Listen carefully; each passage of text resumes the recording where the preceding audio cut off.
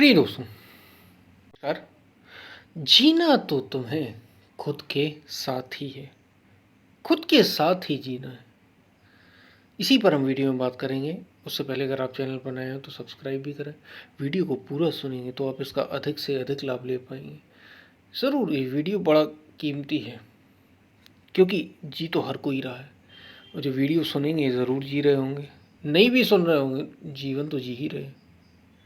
तो कीमती वीडियो है, पसंद आए तो शेयर ज़रूर करना, और ज्वाइन भी अब आप कर सकते हैं चैनल को। सब्सक्राइब के बगल में ही ज्वाइन का भी बटन है।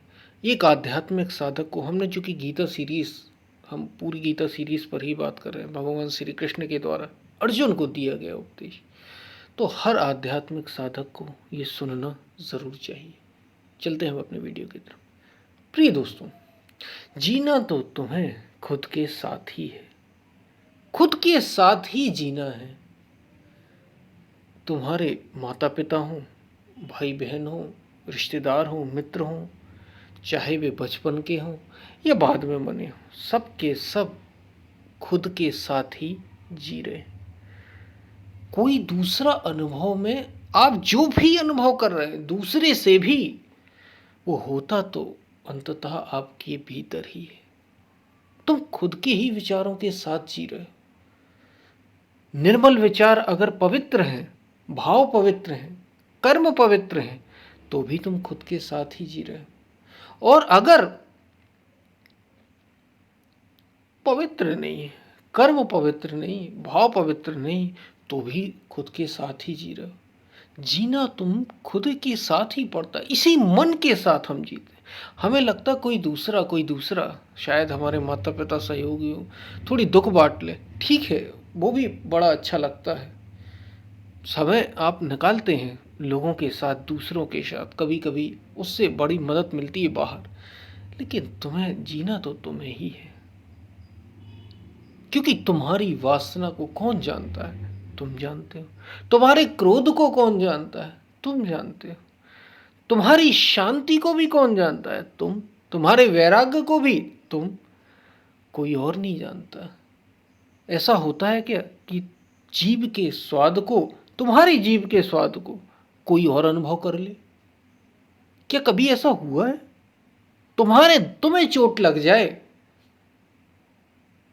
और दूसरा वो दर्द महसूस कर रहा हो, ऐसा दुखी हो सकता है? वो सारी तुम्हारे दुख से दुखी हो सकता है, तुम्हारे लिए प्रयास भाग दौड़ कर सकता है, सब कुछ, उसे तुम्हारी चिंता भी हो सकती, लेकिन क्या वो तुम्हारे दर्द को अनुभव कर रहा है? नहीं कर रहा है। तुमसे ज़्यादा भी दुखी हो सकता है, शायद तुम भी इतने दुखी ना हो। अगर तुम मुक्त होगे या तुम थोड़े शरीर से ऊपर उठोगे तो तुम्हें तो शायद वो चीज़ एकदम हंसी खेल सी लग जाए, दूसरे को उससे ज़्यादा दुख हो सकता है। लेकिन तुम जी तो अपने साथ ही रहे हो ना। भूख तुम्हें लग रही है, प्यास तुम्हें लग रही है, दर्द तुम्हें महसूस हो रहा है, क्योंकि जी तो आप खुद के साथ ही रहे। जब खुद के साथ ही जी रहे हैं तो खुद को ऊंचे से ऊंचा करने पर ध्यान दो, दूसरे को मत देखो। दूसरों के बारे में सोचने से बचो, व्यर्थ की गपशप से बचो, खुद के साथ जियो। और जब बात खुद के साथ जीने की आती है तो पहले तो तुम शरीर के साथ जियोगे, शरीर को समझोगे, फिर अपने मन के साथ। हम अक्सर मन के साथ भी, लोग बहुत से जो जागरूक नहीं, जो जरा से भी सजग नहीं, वे तो मन के साथ भी नहीं जी पाते, वे मन के साथ भी नहीं जी पाते। उन्हें तो मन के विचारों का भी, जो थोड़े से जागरूक होते हुए देख पाते हैं कि कोई मन जैसी चीज़ है, उसमें विचार चल रहे हैं और कोई विचार ज़्यादा हावी हो रहा है, मैं उसके अनुसार कार्य कर रहा हूँ। कुल मिलाकर तुम खुद के साथ जी रहे। जो तुमने इकट्ठा किया, तुम्हें जीना उसके साथ ही। लेकिन ये भी बात खत्म नहीं होती। खुद के साथ जीने का मतलब अपनी आत्मा के साथ, स्वयं के साथ, और उसके साथ हम कभी जी ही नहीं पाए। इतना बाहर का अभ्यास कर लिया, इतनी बाहर की चीज़ें बटोरी, इतना बाहर ध्यान अपना लगाया कि हम खुद के साथ जीते तो हम खुद के साथ हैं, फिर भी खुद के साथ नहीं जी पाते। सोचिए, दुख दर्द ये सब महसूस आप कर रहे हैं, ये भी शरीर के, ये भी मन के हैं, बुद्धि के हैं, इंद्रियों के हैं। तुम तो जी हम खुद के साथ ही रहें, फिर भी खुद के साथ नहीं जी पा रहे, क्योंकि हमें पता ही नहीं कि मैं कौन हूं। कहाँ दुनिया में खोए हैं आप, कहाँ लोगों में खोए हैं आप, कहाँ अपनों में खोए हैं आप। अरे अपने को खो, अपने को देखो, अपने को खोजो, क्योंकि जीना तुम्हें अपने साथ ही है, कोई साथ नहीं, कोई साथ नहीं।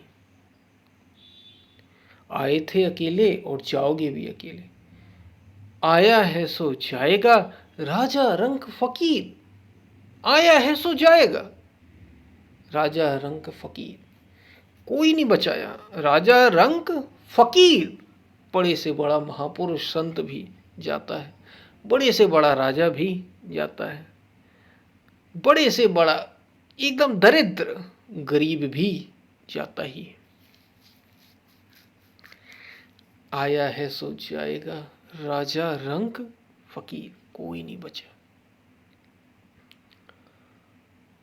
कोई सिंहासन चढ़ चले, लेकिन जब जाता है तो कोई तो सिंहासन पर चढ़कर जाता है और कोई जंजीरों से भी बंध जाता है। तो कुल मिलाकर बात कहने की इतनी है कि जीना तो तुम्हें खुद के साथ ही है, इसलिए खुद पर ध्यान देना सीखो। पहले जब ध्यान दोगे तो खुद को हम अभी क्या मानते हैं, अभी हम यही मानते हैं ना कि मैं शरीर, और नहीं भी मानते हैं। आप ये कह भी दोगे कि, क्योंकि ये बातें सुन तो सबने रखी हैं, आपने भी सुन ली, ये सुनी होंगी पहले, अरे मैं शरीर नहीं हूँ, मन नहीं हूँ, बुद्धि नहीं हूँ, इंद्रियां नहीं हूँ। तो क्या आप आचरण में ला पाते हैं? खो जाते हैं, फिर बार बार खो जाते हैं। हम उतने जागरूक नहीं रह पाते, क्योंकि जो जागरूक हो जाएगा, सच में जागरूक हो जाएगा, फिर उसे किसी चीज़ की आवश्यकता, भूख लगेगी उसे, लेकिन फिर उसे प्यास लगेगी, लेकिन फिर उसे जरूरत नहीं रह जाएगी बाहर की व्यर्थ की कामनाओं की, व्यर्थ की इच्छाओं की। सहज हो जाएगा उसका जीवन।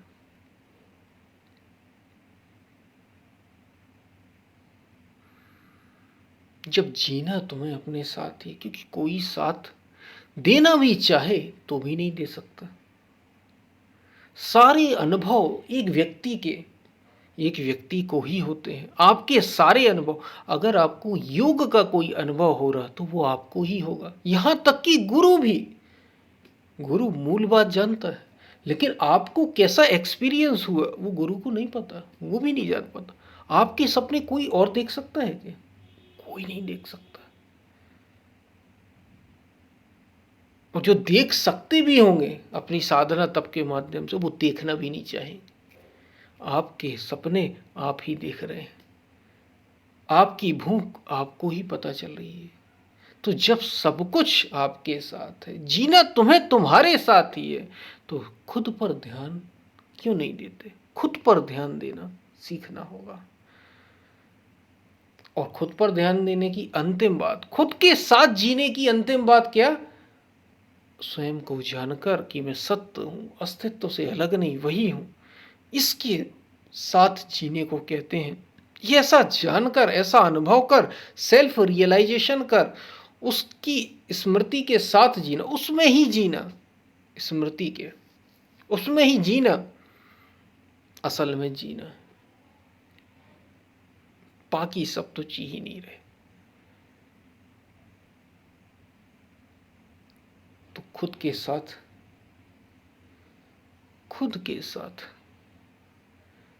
जीना सीख लो। जीना सीखना होगा, क्योंकि कोई साथ नहीं देता। जब जी खुद के साथ ही रहे हो तो खुद पर ध्यान लगाओ, खुद में समय और ऊर्जा का ज़्यादा से ज़्यादा निवेश करो, इन्वेस्ट करो। इन्वेस्टमेंट खुद पर करो। और हम करते क्या हैं? बाहर लोगों पर, दुनिया पर, परिवार पर, मकान पर, इन सब पर तो ध्यान देते हैं, खुद से ध्यान हटा देते हैं। जबकि हम जी तो खुद के साथ ही रहे। समय नहीं है खुद के लिए, खुद को समय दो, क्योंकि जी तो तुम खुद के साथ ही रहे हो। ये बहुत बड़ा अन्याय होगा कि खुद के साथ जीते हुए भी खुद के साथ न जी पाए।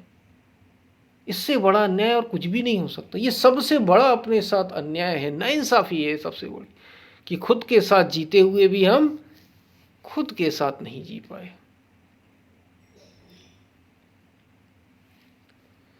इसलिए खुद के साथ जीना सीखो।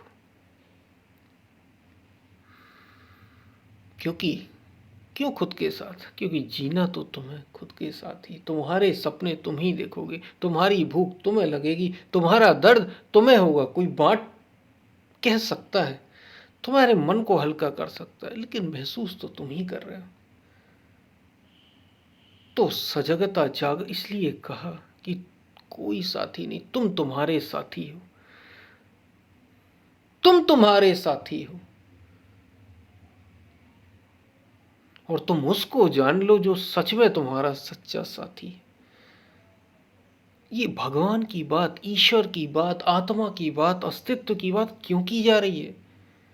क्योंकि तुम उसको जान लो जिसके होने से तुम हो, जिसके होने से सबका अस्तित्व है। यूं तो दुनिया में सबका अस्तित्व है, लेकिन हमें दुनिया से क्या, हमें तो अपने से, स्वयं से पहले मतलब। और जब तुम स्वयं को जान लोगे कि तुम वही हो, तो जानोगे कि सब वही है, कोई और दूसरा है ही नहीं।